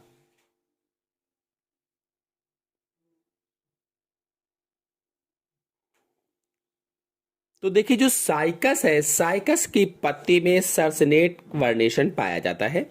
और इसके अलावा जो ड्रायोपेटेरिस होता है, ड्रायोपेटेरिस के पौधों में भी सर्सिनेट वर्नेशन पाया जाता है। नेक्स्ट क्वेश्चन है, लैंप ब्रुश गुणसूत्र देखे जा सकते हैं। सोचिए और बताइए कि कौन सा ऑप्शन सही होगा। लैंप ब्रुश गुणसूत्र देखे जा सकते हैं। तो आंसर सही होगा इसमें से डी, मियोटिक प्रोफेज में लैंप ब्रुश गुणसूत्र देखे जा सकते हैं। और आपको बता दें, लैंप ब्रुश गुणसूत्र एक विशेष प्रकार का गुणसूत्र होता है जो स्तनधारी के अतिरिक्त लगभग सभी जानवरों में पाया जाता है, या सभी जानवरों के अविकसित अंडाणुओं में पाया जाता है, लेकिन स्तनधारी को छोड़कर। और इसका वर्णन सबसे पहले सन 1882 में वाल्थर फ्लेमिंग ने किया था। सबसे पहले किसने किया था लैंप ब्रुश गुणसूत्र का?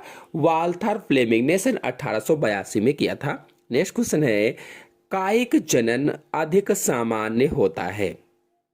वेजिटेटिव प्रोपोगेशन वेरी सिंपल किस में होता है? चार ऑप्शन आपके सामने दिए गए हैं, सोचिए और बताइए कि इसमें से कौन सा ऑप्शन सही होगा। तो इसका आंसर सही होगा सी, रिक्सिया युग्मकोद्भिद में। युग्मकोद्भिद यानी गैमेटोफाइट में, जो रिक्सिया गैमेटोफाइट है, गैमेटोफाइट में कायिक जनन जो होता है, जो वेजिटेटिव प्रोपोगेशन होता है, ये अधिक सामान्य होता है। नेक्स्ट क्वेश्चन है, कीटों के पंख तथा पक्षियों के पंख निम्न में से उदाहरण हैं। कीटों के पंख और पक्षियों के पंख इनमें से उदाहरण हैं।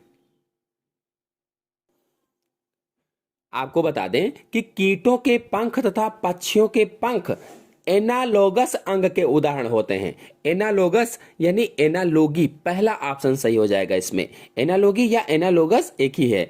और वह अंग जो संरचना में भिन्न भिन्न होते हैं लेकिन कार्य में समान होते हैं, एनालोगस अंग कहलाते हैं या समरूप अंग कहलाते हैं। नेक्स्ट क्वेश्चन है, निम्नलिखित में से कौन सा कोशिकांग डीएनए रहित होने पर भी द्विगुणन में समर्थ है?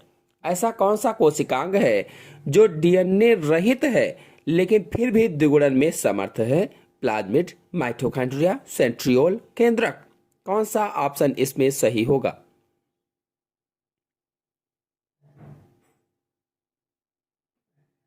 तो इसका आंसर सही होगा सी, सेंट्रियोल में डीएनए अनुपस्थित होता है, डीएनए नहीं पाया जाता है, फिर भी ये सेंट्रियोल के निर्माण में समर्थ होते हैं। यानी नए डीएनए यानी नए सेंट्रियोल का निर्माण पेरीसेंट्रियोल सैटेलाइट की सहायता से होता है। जो नया सेंट्रियोल बनता है उसका निर्माण पेरीसेंट्रियोल सैटेलाइट की सहायता से होता है, जो न्यूक्लिएटिंग सेंटर की भांति कार्य करते हैं और सेंट्रियोल में रेप्लिकेशन की क्षमता पाई जाती है। नेक्स्ट क्वेश्चन है, तिलचट्टे में कायांतरण का नियंत्रण मुख्य रूप से होता है? सोचिए और बताइए कि इसमें कौन सा ऑप्शन सही होगा। जो कॉकरोच होता है इसमें मेटामॉर्फोसिस का कंट्रोल किसके द्वारा होता है? आपको बता दें, मेरे चैनल में तिलचट्टा अथवा कॉकरोच पर फुल वीडियो, सभी वीडियोस, टोटल अंगों के वीडियो अपलोडेड हैं। आप लोग जा करके देख लीजिए, समझ लीजिए, सारा कुछ चित्र से समझाया गया, अच्छे से समझ में आ जाएगा। फिलहाल इसमें आपको बताना है तिलचट्टे में कायांतरण का नियंत्रण मुख्य रूप से किसके द्वारा होता है या किस रूप में होता है? तो कार्पोरा एलेटा इसमें सही हो जाएगा, सी वाला ऑप्शन। नेक्स्ट क्वेश्चन है, मनुष्य के प्लेसेंटा में होती है? प्लेसेंटा या अपरा पर फुल वीडियो अपलोडेड है, चैनल में जाकर के आप देख सकते हैं। मनुष्य के प्लेसेंटा में होती है, क्या होती है?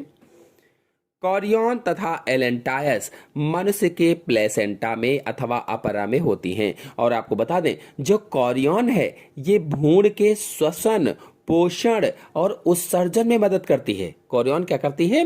भ्रूण के श्वसन, पोषण और उत्सर्जन में मदद करती है। जो एम्नियन है ये भ्रूण को सूखने व बाहरी आघातों से बचाती है, यानी सुरक्षा प्रदान करती है। और जो एलेंटायस होती है ये अपरा का भ्रूणीय भाग बनाती है और गर्भाशय से भ्रूणीय को पोषण व ऑक्सीजन ग्रहण कराती है। नेक्स्ट क्वेश्चन है, जोनेरी अपरा पाया जाता है? जोनेरी अपरा किस में पाया जाता है? सोचिए और बताइए। 4 ऑप्शन आपके सामने दिए गए हैं। शाकाहारी स्तनधारियों में, मांसाहारी स्तनधारियों में, दोनों में या पक्षियों में जोनेरी अपरा पाया जाता है? आपको बता दें, जोनेरी अपरा मुख्य रूप से मांसाहारी प्रकार के स्तनियों में पाया जाता है, जो मांसाहारी होते हैं स्तनी। और जोनेरी प्लेसेंटा या अपरा में फीटस पूर्ण या अपूर्ण रूप से ऊतक के बैंड से जुड़ा होता है, ऊतक के बैंड से। और यह मांसाहारी जंतु जैसे कुत्ता है, बिल्ली है आदि में पाया जाता है। इसके अलावा चीतर, भालू, हाथी में भी पाया जाता है जोनेरी अपरा। नेक्स्ट क्वेश्चन है, संचित डिंब बीजांड पाए जाते हैं? संचित डिंब बीजांड पाए जाते हैं वृषण में, अंडाशय में, वृषण तथा अंडाशय दोनों में, गुर्दे में, किस में पाए जाते हैं? तो आंसर सही होगा इसमें बी, अंडाशय में पाए जाते हैं। नेक्स्ट क्वेश्चन है, मधुमक्खी समाज में श्रमिक होते हैं?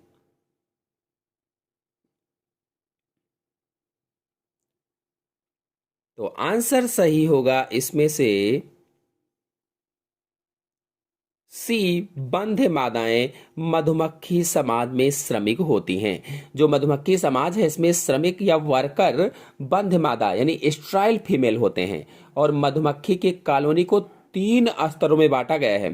पहला, श्रमिक वर्कर बंधे होते हैं। दूसरा, ड्रोन्स फर्टाइल मेल्स होते हैं। तीसरा, रानी फर्टाइल्स फीमेल होती हैं। नेक्स्ट क्वेश्चन है, मकड़ियां तथा बिच्छू सम्मिलित किए गए हैं? मकड़ियां और बिच्छू किस में सम्मिलित किए गए हैं? यदि आप लोगों ने हमारे सभी लेक्चर फाइलम वाले देखे होंगे तो उसमें मैंने समझाया था कि मकड़ियां और बिच्छू किस में सम्मिलित किए गए हैं। तो जो मकड़ियां हैं, जो बिच्छू हैं, इनको अरेक्निडा में सम्मिलित किया गया है। यानी इसमें ऑप्शन सही होगा पहला, अरेक्निडा में। और इस वर्ग में मकड़ियां व बिच्छू के साथ साथ माइट्स और टिक्स भी आते हैं। नेक्स्ट क्वेश्चन है, एलोजेनेसिस एक प्रकार का वंश प्रत्यावर्तन है जो पाया जाता है। एलोजेनेसिस एक तरीके का वंश प्रत्यावर्तन है जो पाया जाता है।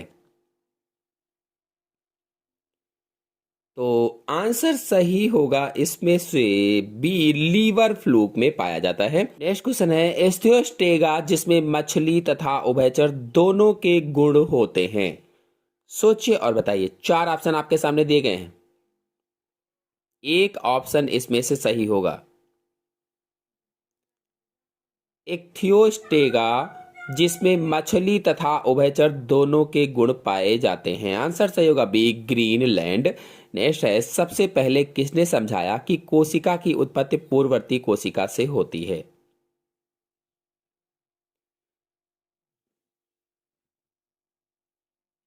तो रुडोल्फ विर्चो ने सन 1858 में बताया, तो इसका आंसर सही होगा डी, रुडोल्फ विर्चो ने।